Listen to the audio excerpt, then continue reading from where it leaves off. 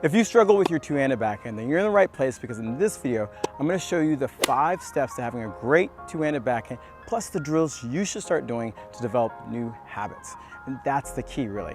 It's all about having new habits. Quick story. I used to have a two-handed backhand. I switched from a two-handed to a one-handed after I got out of college. If you don't believe me, look at this picture right here. But here's the thing. I developed some poor habits with my two-handed backhand.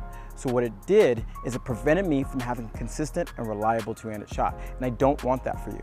Because I developed those bad habits, it was a pain in the butt to actually change those things, because I was ingrained, and not only was I ingrained with those things, I was competing. That's the worst time to ever change anything. So, long story short, after I got out of college, I decided to switch to a one-handed backhand. So I do know the pains and the good things about a two-handed backhand that I'm going to share with you in this video. So let's get started. What's the very first thing that we want to consider when we're hitting a two-handed backhand? The first place we want to start is with our ready position. Now, the biggest mistake that I see a lot of players making when they're doing the ready position is they have what I call the couch potato ready position. It's like you're sitting on the couch, you're sitting there watching TV, you're clicking the clicker, and the hands and the arms are too close to the body. They sit here like this, and everything is super tight and close to the body, and they're never able to really use their body, which is something we'll talk about a little bit later. So let's get this right. What do we need to do? We need to take our arms and get it away from our body. The best analogy, and this is kind of the drill that I want you to think of, is think about how you would type on a keyboard. I doubt when you're sitting on your computer, you're typing on a keyboard like this. This makes no sense.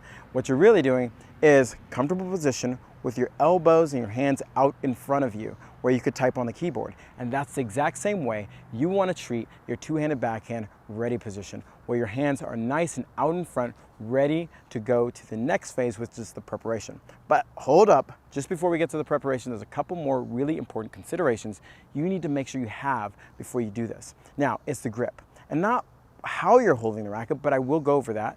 My personal grip of choice would probably be continental grip on your bottom hand and an Eastern or semi-Western grip on the top hand, putting the hand right behind or slightly under.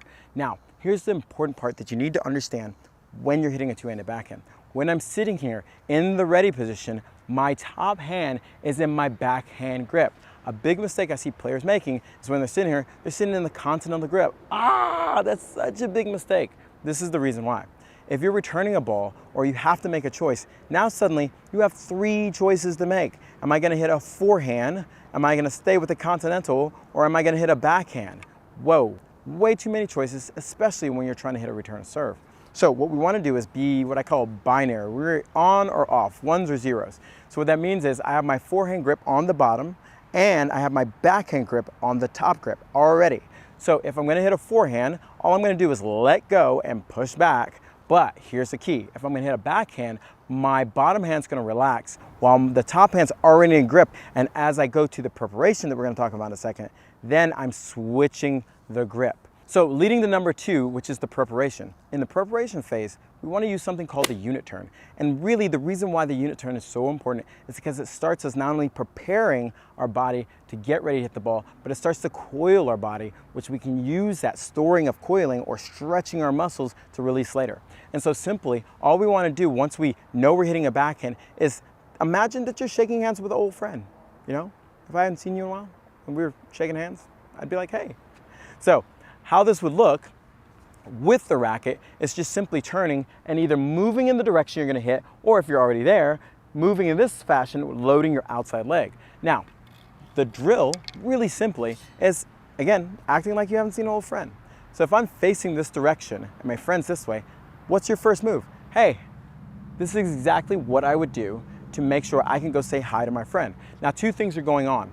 In this position of going, hey, I'm turning my shoulders and my toes going out to this direction. Now, it's really important to understand because there's 2 different real things going on here. You have when you're going to get the ball and moving out to the ball, I should say, and you have when you're already to the ball. Now, the hey, how's my friend doing? That's a little bit more towards going to get the ball, but it has a lot of elements of hitting the ball. Here's what I mean. If I'm gonna go run to the ball, my very first step is gonna be the hey and the unit turn and getting everything ready. Once I get to the ball, this last step on my outside leg where I'll be saying hi to a friend, I'm gonna probably load it just a little bit, meaning I'm gonna push down. So now if you think about the kinetic chain, you can see how I'm starting to use more parts of my body. And this is another area where a lot of players make mistakes. Meaning they just take the racket back just with their arms and they don't use their body and they can't create any consistent power. Or what they do is they're really tense, really tight because they're trying to swing everything with their arm, and that's what leads to the inconsistency with your two-handed backhand. So make sure if you're doing this drill, just sit here and go split and then go out, okay? And if you know you're gonna hit the ball, split, out, and a little bit of load. Notice how it's really simple. I haven't done my full swing. I've just basically turned my shoulders. And another way of thinking about this is I was facing this way and I just turned and I was in a ready position facing this way. That's almost the turn you would make. So turn. Now this leads us to our swing. And what we want to do, kind of coming back with our swing and our unit turn, is a lot of times I think you should try to keep the racket head up. And the reason I think this is because we want to take the use gravity. And what I mean by that is think about a roller coaster. If you ever heard me talk about this analogy before, what's the first part of the roller coaster? We get in, we get strapped in, we're all excited, oh, and the tick, tick, tick, tick, tick, tick, you're going up and like, oh, we're so high. And you go over, yeah, you can tell I've been on a lot of roller coasters. But this is the roller coaster. By taking the racket with our unit turn and preparing, this is the tick, tick, tick, tick, tick, which now leads us to our swing. Now in our swing, it's really important that we have this nice flow between the racket being up, and now we take our racket back and we go down. Now, it makes this kind of nice loop. So when we go back and then we take the racket down, the racket is generally below the ball, and this now would lead us into the next phase, which is uncoiling. But we can't go there because there's a couple things we need to talk about. When we're taking the racket back, there's a flow or a rhythm to it. And I think a lot of players get this wrong, and it kind of makes their backhand stiff and rigid. What I mean by this is a lot of players take the racket back and they stop here and they try to drop. So they have this really awkward drop. You can see like if I take it back here and just drop, it doesn't feel natural, it doesn't flow, it doesn't look as smooth and fluid as the pros. Because when they take it back and the racket goes back, it goes slightly behind them, and I like to say it gets near your calf. Now, an easy drill or analogy I like to use, and you can tell I like a lot of analogies, is like, have you ever stirred a pot? Think about that for a second. Have you ever been in a kitchen and you've been stirring a pot? Now make sure you go the right direction because this is really important. I know everybody's like this, maybe if you're left-handed or right-handed, but you have to stir the pot with your left hand. So what I mean by that, if there's a bowl, if this was the bowl for say, and I was stirring this way, when I mean stirring, I'm stirring away and coming back around. This is the action that our swing is gonna take. And it's gonna go from, it's gonna just get a little bit weirder, I'm gonna let you know.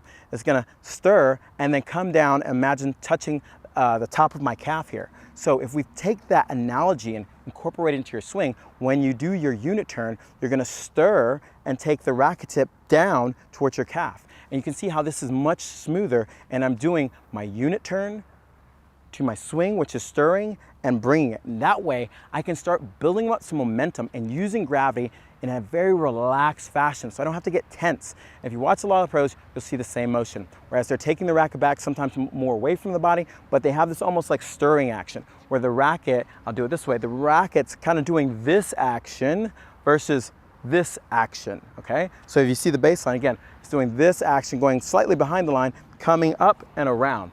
And I call that stir to calf. So you're gonna stir, relax the hands, let it drop, and then calf. Now, once you feel really comfortable with this, I want you to stir and then rest the racket on the top of your calf here, okay? So we're gonna stir, rest the racket on the top of the calf here. Stir, rest the racket on the top of the calf. To stir and then rest the racket, we have to relax the hands so they can drop a little bit. Now, depends on what type of ball you're hitting. If you're gonna hit a heavy topspin, you might drop it more. But a lot of times just starting here is a good place. And then if you wanna lift it up a little bit because you wanna drive through it, totally fine. But really get into an action of stir and then calf. And then what we wanna do from here is stir, miss the calf, and then turn the knee, okay? Which now leads us into uncoiling. This is where we use our body. This is how by doing the unit turn and loading, we're storing energy here. And so the timing is really crucial here. As I do my stir and the racket drops and the racket's starting to move forward, I should be in a nice position where I'm coiled, my body's twisting. And what I mean by coiled is you can tell as I'm doing my unit turn here, boom, my shoulders are facing this way, my hips are facing this way. There's some tension because my body's coiled. And as my racket goes into the stir and the drop, I can release that tension by just simply stepping forward. And when I say step forward, I'm just having this foot down, but I'm not leaning forward, because if you do that, we don't want that. We're gonna lose our balance too quick. what we want is from here and then just turning the knee. Just by simply turning the knee, look what it did. It brings my racket to contact. I really didn't have to swing that hard. I didn't have to swing at all. But now when we combine these things, this is how we get power on the backhand, because we go from the stir, and as the racket's dropping here and turn our knee, basically we're taking the momentum that the racket already has, because you should be relaxed, and that's the key, and then adding more to it by turning my knee, which is gonna bring the racket into contact. And we want that contact right in front of our foot. A lot of times you also see when we're bringing that racket into contact, that arm gets extended. And from the position of swinging, I want you to see it this way. It's almost like we're stirring out this way. So we're doing the stir around and out, okay? And you see that left arm extended on a lot of great two-handed players' backhands. So now we're talking about a drill for turning the knee.